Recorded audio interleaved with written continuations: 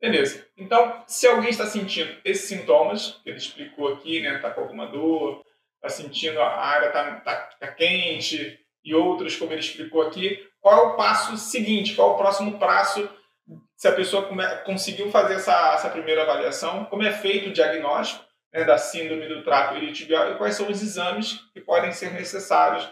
Você contou já alguma coisa aqui, mas o que mais a gente pode fazer sobre isso? Tá. Normalmente esse paciente traz para a gente uma dor muito próxima do joelho que irradia para o joelho. Piora durante as corridas ou a sua prática esportiva e tem alguma sensibilidade na região.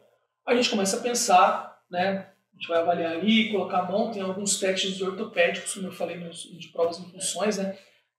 Para quem quer uma dica aí, existe um livro chamado Provas e Funções, a gente consegue identificar ali alguns testes ortopédicos que vai trazer esse diagnóstico para a gente, tá? Que é o legal da fisioterapia. Além disso, a gente consegue também utilizar de algumas tecnologias, né? Não, algumas mais recentes, outras nem tão recentes.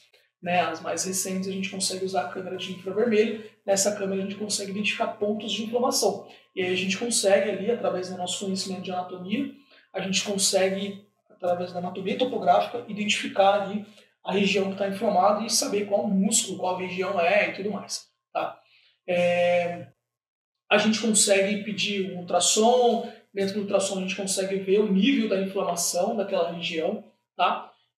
Ou uma ressonância, como eu falei um pouco antes, né? A gente também consegue pedir, mas aí tem a questão do tempo de demora e tudo mais, né? A gente consegue fazer as nossas primeiras intervenções a partir da nossa avaliação e aí trazer o paciente para uma melhora e aí a gente consegue fazer com que ele volte à sua prática esportiva ou pelo menos à sua rotina diária sem que ele sinta dor. Tá? Mas o principal é a história do paciente correlacionando com o nosso conhecimento. Então, o paciente traz para a gente faz uma anamnese, né? uma história do paciente, correlaciona com o exame físico que a gente vai fazer através do nosso conhecimento na fisioterapia, e aí a gente chega numa hipótese diagnóstica. Essa história seria, por exemplo, se já teve alguma outra lesão no joelho, se ele teve já alguma dor quando mais novo, em algum outro esporte que ele praticava, coisa do gênero. Normalmente esses pacientes não vêm com uma história tão crônica assim, né? Tão antiga, né? Uma história de lesão tão antiga, né? Mas ele vai relatar pra gente, comecei a sentir essa dor depois que eu comecei a correr, ou depois que eu comecei a jogar tênis, ou depois que eu comecei a jogar basquete.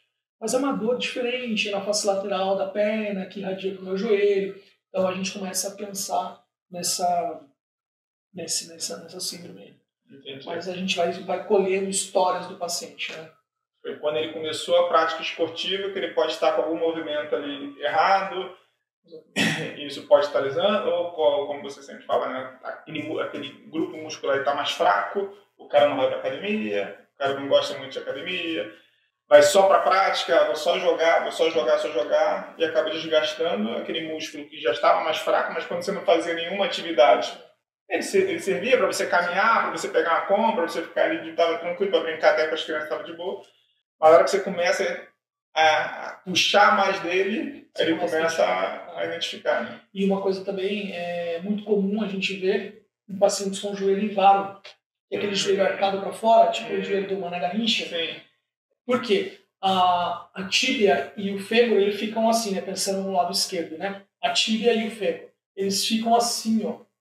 E aí o fato deles ficarem ali na junção, né, na congruência articular, assim, dessa forma, a inflamação ela ocorre mais nessa face lateral, porque a gente está sempre sobrecarregando essa região, né? Então a gente sempre faz uma descarga de peso que o corpo não está acostumado a receber, ou não deveria estar acostumado a receber naquela região. Apesar de que as pessoas que têm essa condição, elas já nascem assim, né?